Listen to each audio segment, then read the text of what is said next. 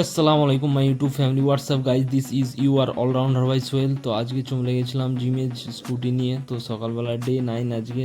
তো 1 বছর ফিটনেস চ্যালেঞ্জের আজকে ডে 9। তো ডে 9 ভিডিও আপলোড হচ্ছে।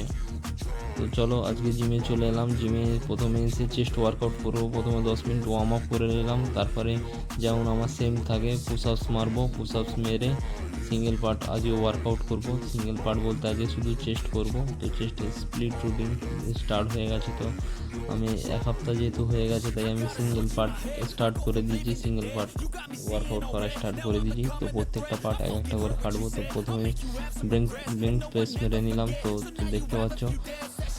তো চেস্টের এক্সারসাইজ এক একটা করে বাটারফ্লাই মারবো। সব একটা একটা একটা করে এক্সারসাইজ কমপ্লিট করে নেবো। তো তো তোমরাও। তো আজকে কেবিল ক্রস দিয়ে ওয়ার্কআউট শেষ করব। তো তো কেবিল ক্রস খুবই ভালো ওয়ার্কআউট। যারা ফ্যাট লস করবে, যাদের গাইনো হয়েছে, তারা এভাবে বসে মারতে পারো। ফ্যাট লসের জন্য খুবই ভালো, কেবিল ক্রস করতে পারো। তো আজকের মধ্যে এইটুকুনি ডে 9 ভিডিও শেষ করছি। তো বাড়িতে যে আমি আমার দেশি ওয়ে প্রোটিন মানে নেবো, সোয়াবিন নেবো। তো আজকের মতো ভিডিও, টেক কেয়ার, বাই, দেখা হচ্ছে কাল।